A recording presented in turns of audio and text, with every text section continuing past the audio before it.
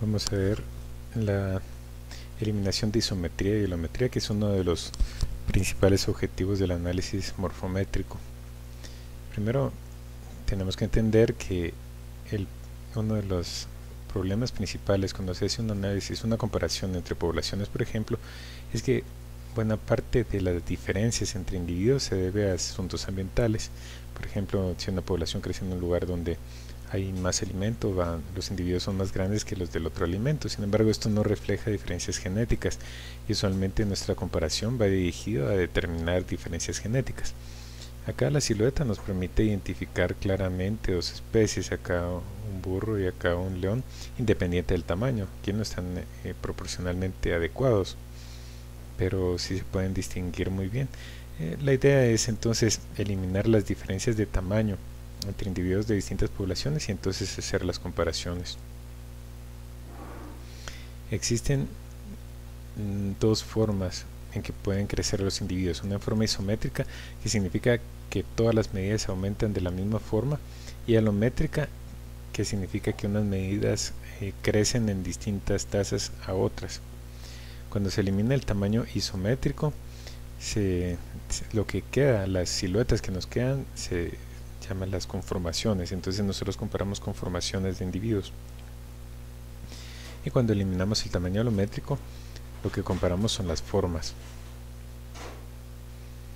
Aquí hay un ejemplo de alometría. Alometría es más como lo que ocurre en humanos. Los bebés tienen la cabeza más grande proporcional al cuerpo que los adultos.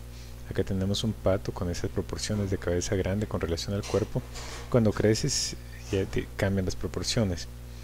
Y la isometría es si todo creciera en las mismas proporciones. Sería como una versión en grande del pato pequeño. Esto no ocurre en la realidad para los patos o para los humanos. Sin embargo, hay algunas especies que sí cumplen con eso. Por ejemplo, los caracoles, las estrellas de mar. La eliminación de tamaño isométrico, que es aplicable a pocas especies, muchas veces se aplica a otras especies porque tiene menos restricciones que la eliminación de tamaño alométrico que vamos a ver en un futuro. Para eliminación de tamaño isométrico hay dos enfoques, univariado y multivariado. Y para el multivariado existen otros dos enfoques, el morfometría tradicional y morfometría geométrica. El multivariado implica muchas variables, la morfometría tradicional es únicamente la aplicación de métodos estadísticos y la morfometría geométrica implica el estudio de la disposición espacial de ciertos puntos, que sería por ejemplo los puntos de unión de huesos o de venaciones, que se consideren puntos comunes en distintos organismos. Entonces se pueden graficar con coordenadas, entonces eso permite un análisis de cómo están los puntos en el espacio. Esa es la morfometría geométrica. Independiente, cuando eliminamos el tamaño isométrico, igual podemos hacer una prueba a ver si todavía nos queda parte de la alometría que no logramos eliminar. Si los individuos más grandes tienen proporciones distintas que los pequeños de una forma que todavía se puede observar, entonces ahí tenemos un residuo alométrico que no logramos eliminar. Esto hace que nuestras comparaciones tengan menos validez a que si no tuviéramos ese residuo alométrico. El análisis univariado es una sola variable, se basa en las proporciones de esta variable con relación a otra. Por ejemplo, longitud de la hoja versus ancho de la hoja, entonces se dividen. Estas proporciones no son recomendables porque no tienen usualmente una distribución estadística apropiada, digamos, no son normales y usualmente tienen cierto residuo alométrico, o sea, pocas veces representan variables libres del crecimiento alométrico. En la práctica son pocas las proporciones que no tienen este residuo alométrico, o sea que no son correlacionadas con el estimador de crecimiento. Y entonces de muchas comparaciones se pueden encontrar pocas que sí sean como válidas, que no reflejen asuntos de desarrollo más que diferencias genéticas.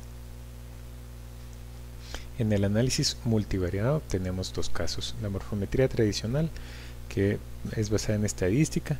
Acá debemos definir una variable de conformación, que básicamente es la división de cada variable dentro de una variable de tamaño. Entonces, por ejemplo, si queremos obtener la variable de conformación de la distancia entre los ojos, debemos dividir esa distancia entre los ojos dentro de una variable de tamaño total. Usualmente lo que se trabaja son los logaritmos.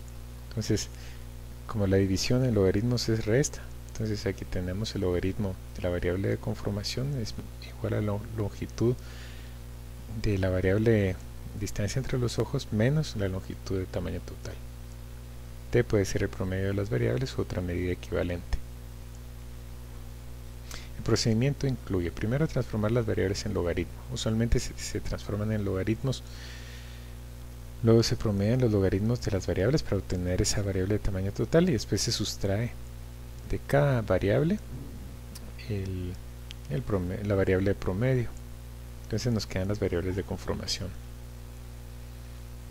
Luego se pierde un grado de libertad porque con la resta nosotros lo eliminamos. Entonces, para corregir el problema nosotros hacemos un análisis de componentes principales. Quedan los componentes de conformación. Se realiza un análisis discriminante y se hacen las comparaciones. Y luego se verifica si todavía quedó un residuo alométrico. Al hacer una correlación entre la variable de crecimiento con las otras variables, a ver si igual hay un cambio debido al crecimiento. La morfometría geométrica, esta trabaja con coordenadas de puntos, porque nosotros definimos puntos particulares que se llevan en la venación de las alas o en el cráneo. Hay una serie de programas denominados TPS que se encuentran en este sitio y que remueven el tamaño isométrico. Cuando hacemos la determinación de los puntos, nosotros obtenemos polígonos. Que si este es el punto del cráneo que está cerca de la mandíbula, este cerca de los ojos, y así se obtiene un polígono. El promedio de los valores de x y y de todos los puntos del polígono se denomina centroide, y el tamaño centroide se define con esta fórmula. Para corregir por el tamaño, entonces solo se divide cada figura, cada uno de los puntos dentro del tamaño centroide. Entonces eso homogeneiza el tamaño. Aquí tenemos un ejemplo de distintos tamaños que al homogeneizarnos nos quedan muy parecidos. Una de las dos técnicas que vamos a ver de morfometría geométrica es la sobreposición de Procrustes. Procrustes era un psicópata de la mitología, creo que griega, que ajustaba los cadáveres a una cama. Los que eran muy largos los recortaba y los que eran cortos los estiraba. Y es lo que se hace acá. Las figuras se ajustan primero por el tamaño, luego se sobreponen utilizando el centroide así, pero igual se deben rotar para tratar de coincidirlas lo mejor posible. Y después ya es posible obtener las distancias, que está definido estadísticamente. La raíz cuadrada de la sumatoria de las distancias elevada al cuadrado entre dos figuras. Estas distancias tienen un espacio curvo, el cual debe corregirse, que se llama espacio de Kendall. Los residuos de Procrustes son las figuras de Procrustes menos la figura media. Y como el espacio de Kendall es curvo, entonces hay que hacer algunas transformaciones. Y por último se hace un análisis multivariado. Y esto lo vemos acá. Un ejemplo en el que primero tenemos las medidas, esas son de un cráneo, y vemos la dispersión de los puntos, que es grande. Entonces primero hay que homogeneizar los tamaños y después rotarlos, y ya queda como mucho más cercano a los puntos.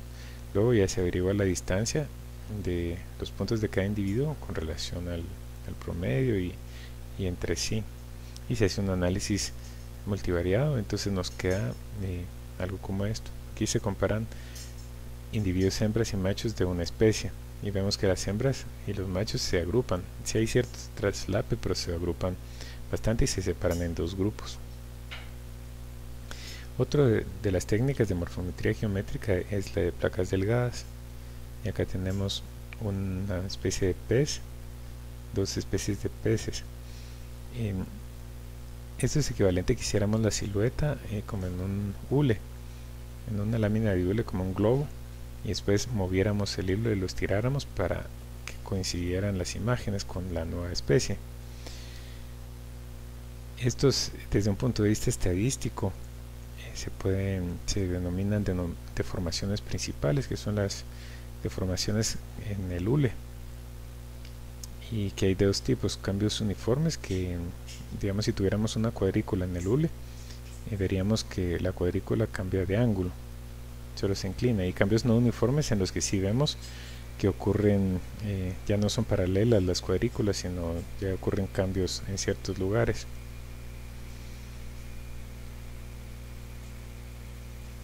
Entonces se hacen estas deformaciones uniformes y no uniformes, permiten hacer una comparación entre los individuos. Lo importante para todos estos análisis geométricos es que el número de individuos del grupo menor debe ser 4 veces mayor que el número de puntos homólogos. Si estamos estudiando 3 puntos homólogos, por ejemplo, 3 puntos, necesitaríamos al menos 2 individuos en la población que tiene menor número de individuos. Eso es una restricción. Y luego puede ver si existe residuo alométrico mediante este programa TPS-Regr, y se hacen pruebas de regresión.